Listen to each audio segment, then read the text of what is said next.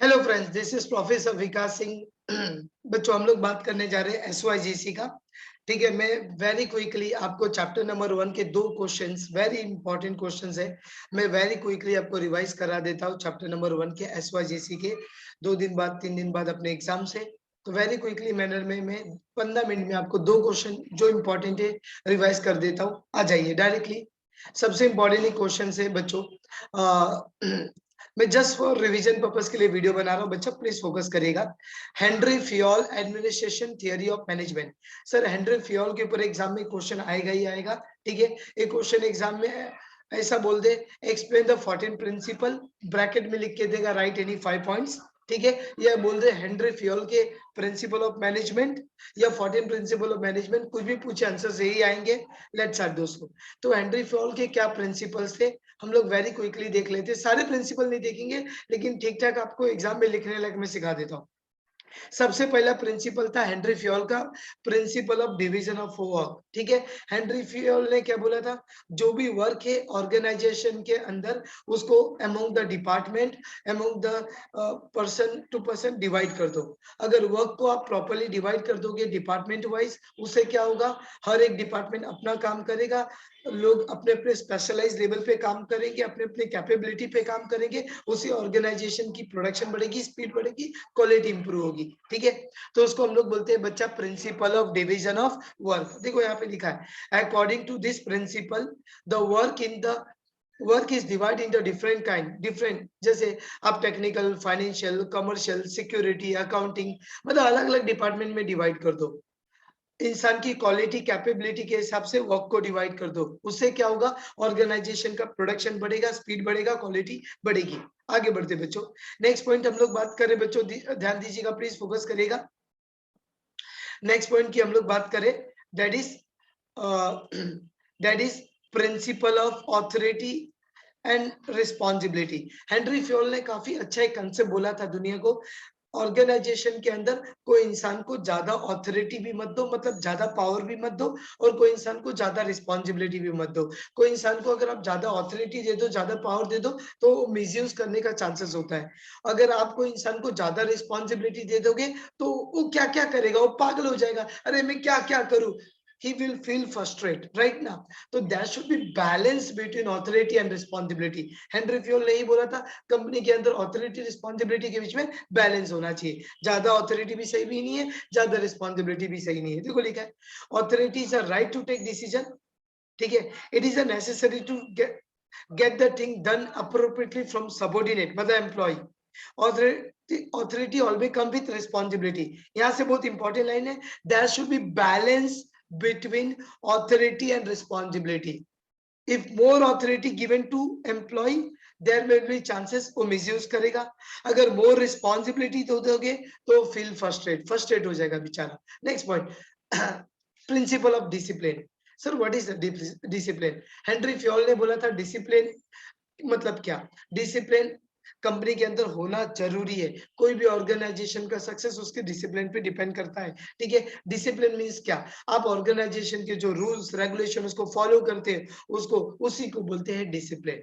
Discipline top level से lower level में भी होना चाहिए, लोअर लेवल से टॉप लेवल में भी होना चाहिए, हर लेवल पे डिसिप्लिन होना चाहिए। देखो लिखा है, employ must obey the respect the rules of the organization. Discipline help to achieve the goal of organisation. अगर आप डिसिप्लिन को फॉलो करोगे तो कंपनी के गोल्स को वेरी क्विकली आप अचीव कर सकते हो। और बेसिकली डिसिप्लिन ऑल लेवल पे चाहिए है। तो थर्ड प्रिंसिपल्स थे, मैं वेरी क्विकली एग्जाम पर्पस के लिए रिवाइज करा रहा हूं बच्चों। नेक्स्ट पॉइंट हेनरी फ्योल जी ने बोला था, principle of unity of command. इन्होंने क्या बोला था, यूनिटी ऑफ कमांड। देखो जैसे मान लो एक कंपनी है, एक कंपनी में 4 बॉस है। अगर मान लो एक कंपनी में 4 बॉस है और एक एम्प्लॉय को चारों बॉस ऑर्डर दे रहे, तो एम्प्लॉय कंफ्यूज हो जाएगा, राइट ना। एक बॉस बोलता है चाय लेके आ, एक बॉस बोलता है कॉफी लेके आ, एक बॉस बोलता है पेपर लेके आ, एक बॉस बोलता है पेन लेके आ। एम्प्लॉय गेट कंफ्यूज, वो क्या क्या करे, चार चार ऑर्डर आ गया उसको एक साथ।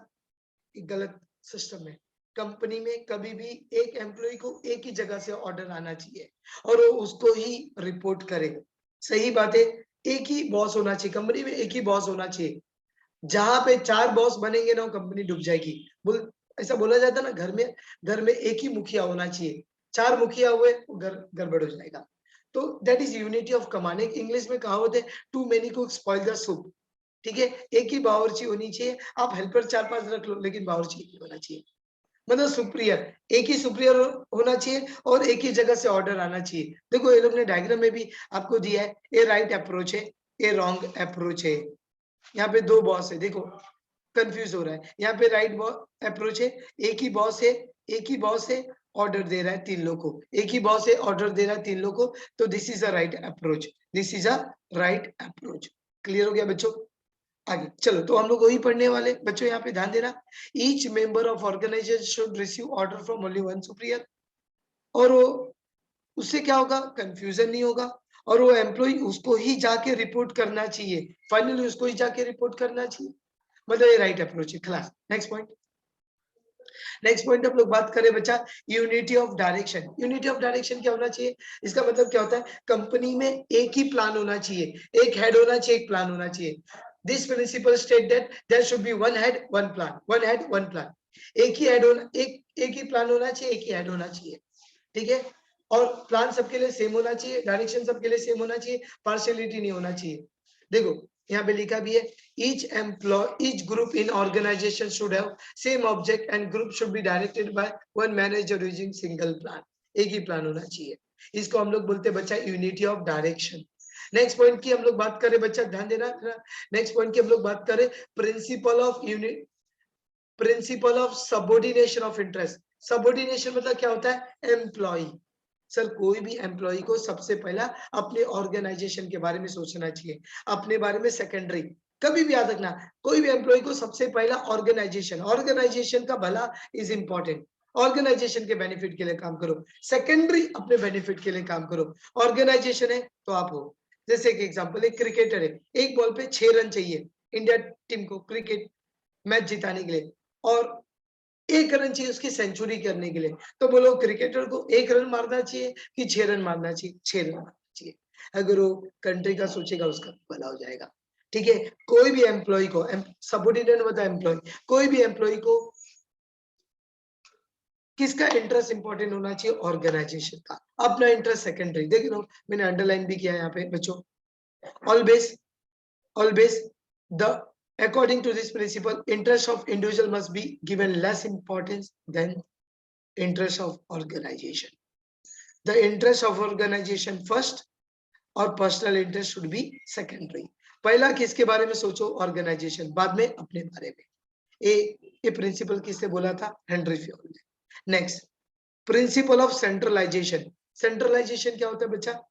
सर देखो, अगर आपकी छोटी ऑर्गेनाइजेशन है तो एक ही बंदा सब कुछ मैनेज कर सकता है, तो आप सारे पावर सेंट्रलाइज रखो, कोई दिक्कत नहीं है। लेकिन कोई बड़ी ऑर्गेनाइजेशन है तो एक आदमी सब कुछ मैनेज नहीं कर सकता है, वो केस में आपको पावर को डिसेंट्रलाइज करना पड़ेगा। तो यहाँ पे यही बोला, देखो मैंने अंडरलाइन किया बच्चों। इन दिस सिचुएशन, दिख रहा है बच्चों? यस, इन दिस सिचुएशन, ध्यान देना दोस्तों, in this situation occur in small organization, but if size of organization is large, then decentralization of power। Sir छोटी ऑर्गेनाइजेशन है तो सब कुछ सेंट्रलाइज रखो, कोई दिक्कत नहीं है, एक ही आदमी सब कुछ मैनेज करे। लेकिन बड़ी ऑर्गेनाइजेशन में आपको पावर को डिवाइड करना पड़ेगा। वेरी क्लियर है sir? According to this principle, there must be proper balance between centralisation and decentralisation. ठीक है, अगर छोटी ऑर्गेनाइजेशन है, सारे काम आप ही कर लो, अपने सारे पावर अपने हाथ में रखो। लेकिन बड़ी ऑर्गेनाइजेशन है तो पावर को डिवाइड कर दो। ठीक है बच्चा, नेक्स्ट वन। उसके बाद हम बात करें बच्चा, प्रिंसिपल ऑफ रेम्यूनरेशन। ये भी एक बहुत इंपॉर्टेंट प्रिंसिपल है। हेनरी फ्योल ने बोला था, कभी भी कोई भी ऑर्गेनाइजेशन को अपने एम्प्लॉय को टाइम पे रेम्यूनरेशन देना चाहिए, मार्केट के हिसाब से रेम्यूनरेशन देना चाहिए, बहुत जरूरी है। ये भी एक प्रिंसिपल है, एम्प्लॉय को मोटिवेट करता है। Next, principle of scalar chain. मतलब हेनरी फ्योल ने क्या बोला, कंपनी के अंदर है ना चेन फॉलो होना चाहिए। मतलब ए एम्प्लॉय है, इसका बॉस कौन है? ए। एक इसको रिपोर्ट करेगा, इसको एक इसको रिपोर्ट करेगा, ए इसको रिपोर्ट करेगा, ए इसको, फाइनली मेन बॉस को रिपोर्ट किया जाएगा। तो कंपनी के अंदर चेन फॉलो होना चाहिए लाइक दिस। लेकिन मान लो मामला एकदम सीरियस है, तो मामला सीरियस है तो क्या आप चेन फॉलो करोगे? इतना टाइम है आपके पास? नहीं। वो केस में आपको शक्तिमान बन जाना चाहिए। शक्तिमान, शक्तिमान, डायरेक्टली डायरेक्टली आपको चेन मेन फॉलो करने की जरूरत नहीं है। हाँ, कंपनी में चेन फॉलो होना चाहिए, बट मामला इज वेरी सीरियस, बहुत जरूरी है, तो केस में आप डायरेक्टली गो जाओ। देखो यहाँ पे लिखा है स्केलर चेन मीन्स हायरार्ची को फॉलो करना चाहिए, top level to lower level, this help to, तो कंपनी में सारे कुछ सिस्टमेटिक चलते हैं, लेकिन मामला सीरियस है, टाइम लग जाएगा, तो वो केस में आपको डायरेक्टली जाना चाहिए। Next, principle of order. Henry Fayol ने क्या बोला, कंपनी में हर चीज की अपनी अपनी जगह है और वो चीज वो जगह पे ही होना चाहिए। ठीक है, जैसे आप जैसे घर पे जाते हो तो आपके स्पेक्स जहाँ रखते हो वहीं रहने चाहिए, मोबाइल जहाँ रखते हो वहीं रहनी चाहिए।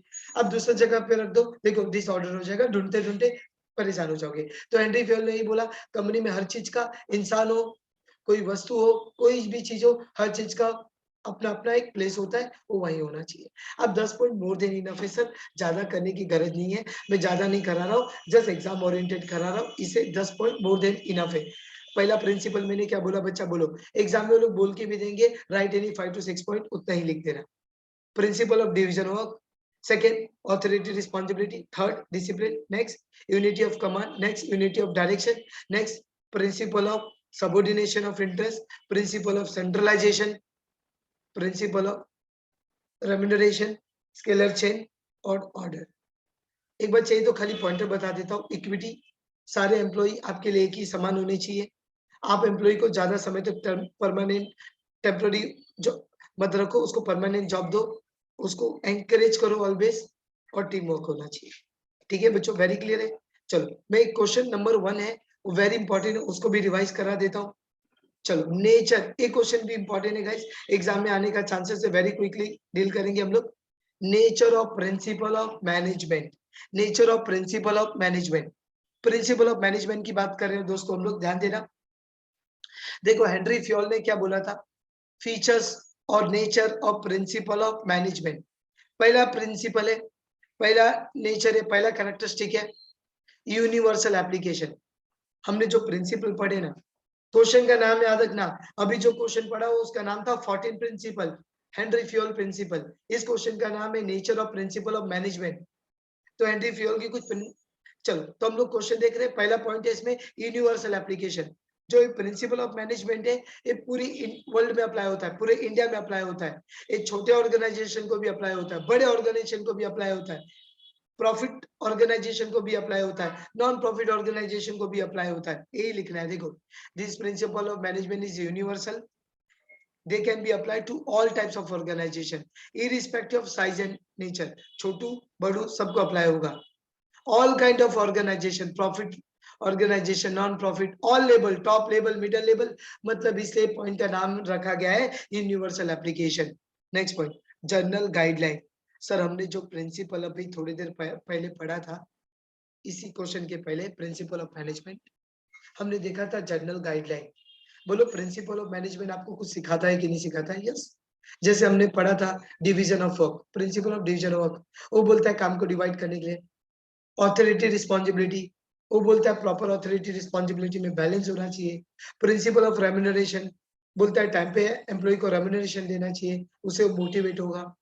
ठीक है, तो सारे प्रिंसिपल कहीं ना कहीं हमको कुछ चीजें सिखाते हैं, हमको गाइड करते हैं, इसे जनरल गाइडलाइन। तो यहाँ पे लिखा है the tackling the organisation situation, solve the problem. हर एक प्रिंसिपल ऑफ मैनेजमेंट कुछ ना कुछ अपने को गाइड करता है। ठीक है, जैसे बेस्ट एग्जांपल है रेम्यूनरेशन का प्रिंसिपल, डिवीजन ऑफ वर्क का प्रिंसिपल, तो सारा प्रिंसिपल अपने को कुछ ना कुछ गाइड करता है। तो पहला पॉइंट याद रखना यूनिवर्सल एप्लीकेशन, सेकंड पॉइंट याद रखना general guideline, third flexibility. Principle कभी भी फ्लेक्सिबिलिटी होना चाहिए, as per the time, as per the situation, हम अपने प्रिंसिपल को चेंज करना चाहिए, उसको एडजस्ट करना चाहिए। क्लियर है? Principle should be flexible, as per जैसा सिचुएशन है वैसा प्रिंसिपल को चेंज करो। Next, behaviour in nature. Sir always याद रखना, बिहेवियर इन नेचर क्यों है? क्योंकि प्रिंसिपल ऑफ मैनेजमेंट में सब लोग होते, इंसान होते, और ह्यूमन बिहेवियर अलग अलग होता है, टाइमली होता है। ठीक है, इसे इसको बोला गया है group activity. The management aim at goal group of human being. सही बात है, मैनेजमेंट मतलब ग्रुप ऑफ ह्यूमन बीइंग। तो बहुत जरूरी है आप ऑर्गेनाइजेशन के बिहेवियर को, एम्प्लॉय के बिहेवियर को अंडरस्टैंड करना। That is a behaviour in nature. ये पॉइंट मैंने कट कराया था, पांचवा मत पढ़ना, वैसे भी 6-7 point more. Cause and an effect. Cause effect क्या होता है? अगर आप अपने एम्प्लॉय को टाइम पे रेम्यूनरेशन दोगे, गुड पे करोगे, वो लोग मोटिवेटेड होगा, अच्छा काम करेगा, यस। अगर उसको अच्छे से गाइड करोगे, अगर उसको प्रॉपर रिस्पॉन्सिबिलिटी दोगे, ज्यादा काम नहीं, एक प्रॉपर काम दोगे, अच्छे से काम होगा, कॉज इफेक्ट। जैसा आप करोगे उससे इफेक्ट गिरेगा। टाइम पे रेम्यूनरेशन दो, ऑलवेज पॉजिटिव रहेगा। ज्यादा काम दे दोगे, पागल हो जाएगा, कॉज इफेक्ट। ठीक है, all principle are equally importance. हमने प्रिंसिपल ऑफ मैनेजमेंट में पढ़ा है 14 principle. All principle are equally importance. इसको आप ऐसे याद रख सकते हो सर, मैं इसको ऐसे याद रखता हूँ। एक क्वेश्चन को आप कैसे याद रखोगे, आप ऐसे याद रख लेना, UGF, क्या बोलना, UGF ABC, ऐसे याद रखना, UGF ABC। अब U मतलब यूनिवर्सल एप्लीकेशन, G मतलब जनरल गाइडलाइन, F मतलब फ्लेक्सिबिलिटी। UGF U मतलब यूनिवर्सल, G मतलब जनरल गाइडलाइन, F मतलब फ्लेक्सिबिलिटी, A मतलब all principle are equally important, B मतलब बिहेवियरल, और C मतलब कॉज एंड इफेक्ट। ये भी मैंने क्वेश्चन करा दिया। इसमें और एक क्वेश्चन वो भी रिवाइज करा देता very quickly, just for exam purpose में रिवाइज करा रहा हूँ बच्चों, मैं पढ़ा नहीं रहा हूँ, जस्ट एग्जाम के लिए ये रिवीजन दे रहा हूँ मैं। ठीक है, आप चैनल से बने रहिए, मैं छोटे छोटे 10-10 मिनट की वीडियो बना रहा हूँ, यहाँ पे पूरा चैप्टर ही मैंने कवर कर लिया इसमें। चलो आ जाओ, एक साइंटिफिक मैनेजमेंट थियरी भी है, एक बार रीड कर लेना, थोड़ा एमसीक्यू ऑब्जेक्टिव एंगल के लिए। ठीक है, मैं ज्यादा डिटेल में नहीं जा रहा हूँ, खरा ठीक ठाक समझा दे रहा हूँ। FW का साइंटिफिक मैनेजमेंट थियरी, इनको हम लोग बोलते हैं बच्चों फादर ऑफ साइंटिफिक मैनेजमेंट। याद रखना, एग्जाम में पूछे फादर ऑफ मैनेजमेंट तो FW Taylor, father of scientific management तो sorry father of management Henri Fayol, father of scientific management FW Taylor. याद रखना सर, इसकी क्या, इनकी क्या प्रिंसिपल थी, एक बार देख लेते। Prince science and not a rule of thumb. Henry FW Taylor ने क्या बोला था बच्चों अपने प्रिंसिपल में, ऑर्गेनाइजेशन में, कोई भी ऑर्गेनाइजेशन में साइंस को फॉलो करना चाहिए, सिस्टम को फॉलो करना चाहिए। जैसे मान लो 2 घंटे में अगर 10 प्रोडक्ट बनता है तो 4 घंटे में 20 बनेगा। ठीक है, 6 घंटे में आप समझ रहे हो 30 बनेगा, तो दैट इज अ साइंस। आपको मालूम है 2 घंटे में अगर 2 घंटे में, एक एग्जांपल दे रहा हूँ, 2 घंटे में 10 प्रोडक्ट बनता है तो 4 घंटे में 20 बनेगा, ये साइंस है। तो कोई भी ऑर्गेनाइजेशन में सिस्टमेटिक काम होना चाहिए, साइंस के हिसाब से काम होना चाहिए, ना कि रूल ऑफ थंब के काम होना चाहिए। हार्मनी, हार्मनी मतलब ऑर्गेनाइजेशन के बीच में, कंपनी के अंदर मालिक और एम्प्लॉय के बीच में प्रॉपर कोऑर्डिनेशन होना बहुत जरूरी है, इसको हम लोग बोलते हैं कोऑर्डिनेशन, जो बहुत जरूरी है। Next point, mental revolution. Mental revolution किसको बोलते हैं बच्चा, कंपनी के अंदर मालिक और एम्प्लॉय के बीच में मेंटल रिवोल्यूशन, मतलब एम्प्लॉय अपने मालिक के लिए अच्छा सोचे और मालिक भी अपने एम्प्लॉय के लिए अच्छा सोचे, मतलब एक दूसरे के लिए लोग मेंटल रिवोल्यूशन। जैसे टीचर अपने स्टूडेंट के लिए अच्छा सोचे, नहीं तो कोई कोई टीचर गधा है, गधा कुछ नहीं कर सकता, गधा है, और स्टूडेंट भी बोलता है आप कौन से डेढ़ शेर हो सही बात है ना। तो दोनों एक दूसरे के लिए अच्छा सोचे, that is very important. Cooperation, company के अंदर वी वर्ड होना चाहिए, आई वर्ड नहीं होना चाहिए। कंपनी को सारे लोग मिल के काम करना चाहिए, कंपनी में एक आदमी मालिक नहीं, मतलब मिल के काम करो, कॉपरेशन होना चाहिए, इंडिविजुअलिज्म नहीं होना चाहिए।